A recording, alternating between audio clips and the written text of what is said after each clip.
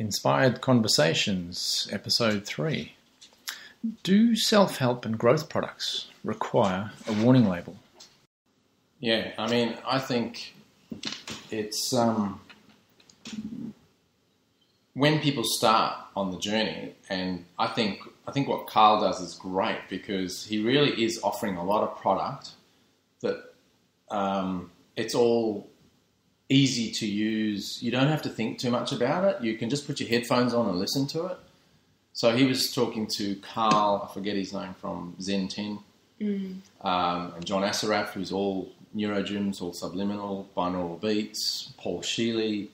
Now he's talking to Steve G. Jones, who's also, it's all hypnosis. It's all about reprogramming your subconscious mind, which is, I mean, if you think of your mind as an iceberg, our consciousness is only that bit sticking out the water. Our subconscious is the majority of the iceberg underwater, which is shifting in the currents of the ocean, which is, you know, that literally that sea of awareness or the source or, you know, whatever you want to call it. And it's, I think using any sort of audio tapes is such an easy way to start to reprogram your negative or just your condition, not negative, but just the way you are. I mean, we come into life and we have a pre-formatted hard drive, which is our consciousness, based on our immediate environment, our family, our society, the country we live in, our religion, all of that stuff becomes our belief structure. So we all come into this world and we all get programmed and it's all unique. And then as we go through life, we discover it's not entirely working for us in every aspect of our life. And I think a lot of it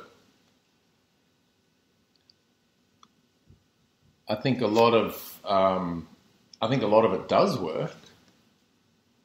Oh, error while trying to synchronize audio and MIDI.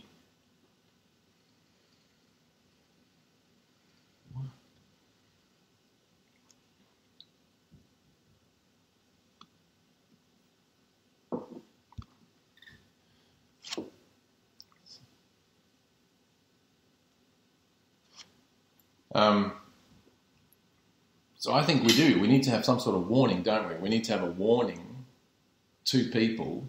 If you're expecting all your shit to disappear, guess what? It ain't. Well, it will eventually after you've resolved it. Well, and that's the hardest. I think a nicer way of putting it for people is to let them know that shit still happens.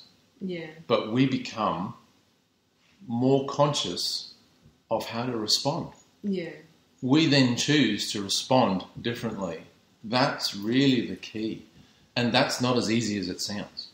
No, but the biggest change that you can really make is not avoiding what comes up or not fighting against it. It's really about, you know, what's this here for me for?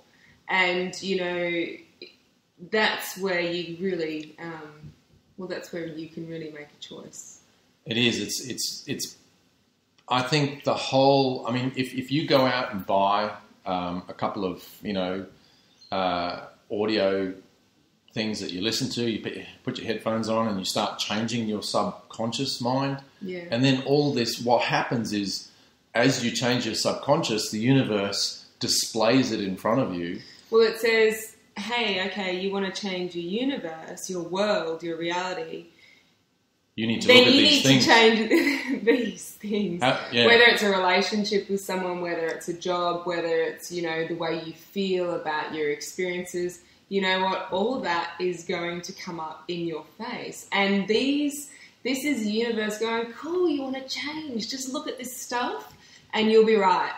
But we all go, oh, all this stuff. Oh, and but that's when we need to know how to deal with that stuff too. Right. So, I mean, it's great to start to change your beliefs at a subconscious level. But you really have to look at what is actually going on to go, you know what?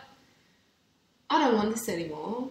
I'm sick of this. And I need to, you know, I'm worth more than to stay in this energy because it's not what I want anymore.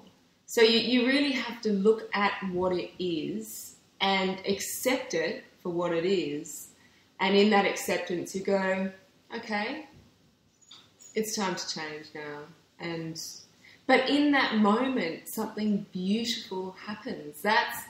It's like just this little opening appears and you can see light and it's beautiful. And then that will just continue to grow. So it's the opening, it's the opening of something so beautiful. But until you can really see it for what it is, you're just in that world and there's no little pinhole of light.